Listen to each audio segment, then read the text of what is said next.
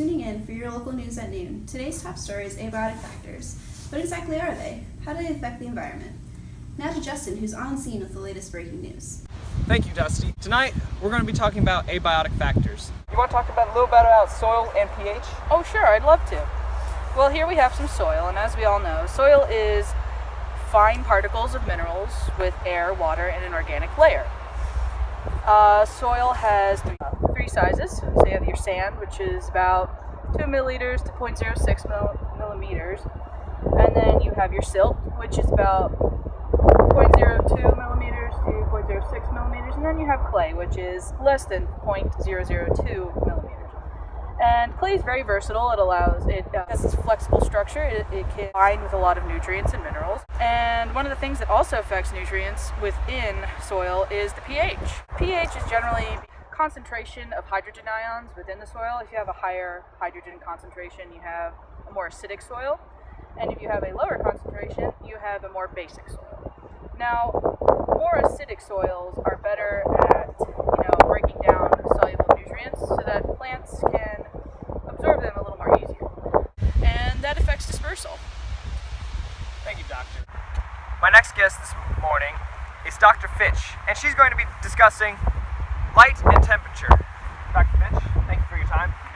Temperature greatly influences the dispersal of animals and plants, more animals than plants, because they have a clear distinction of being either cold-blooded or warm-blooded, and they also have what's called the critical temperature minimum or maximum, which is basically when they reach a point where they are no longer able to survive if they are too cold or too hot. And we also have a seasonal migration, which you could see like some birds that live around here. They migrate down south because it's too cold for them to live here during winter. Now, Dr. Fitch, tell me a little bit about light. Well, light is the primary source of energy for almost all ecosystems. It's used by plants, which are called autotrophs, and they make their own food by the process of photosynthesis. And as you know, plants will be the basis of the food system for most ecosystems, because plants make food, herbivores eat the plants, and carnivores eat herbivores. And the factors of light also affect the ecosystem. It's the quality, intensity, and length of the light period. So if you do not have quality of light or the length of light period that you need to survive, then you need to either disperse, adapt, or you'll die. Like, say for instance, this is your light source. Alright, that's my light. If this is not a good enough light source for you, and you don't move to the good light source, your life, death, life, death, life, death. Hey, you don't want that. No, it's not a good thing. That's bad. Yes, it is. Get that, that's bad. For my next guest, we're going to be talking about wind, water, and elevation. This is Dr. Marshall, and he's the local expert on these abiotic factors. Dr. Marshall? Thank you. Yes, wind is one of the most important abiotic factors in determining dispersal. This is known as anemochory. Many plants and animals are affected by this. Plants are affected because their seeds often have structures like leaves or feathers on them that allow them to flutter and spread to larger areas in the presence of winds.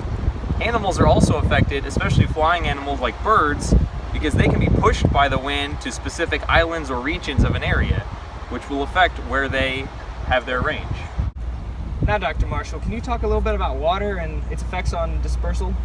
Absolutely. Water is perhaps the most important abiotic factor in dispersal of an organism.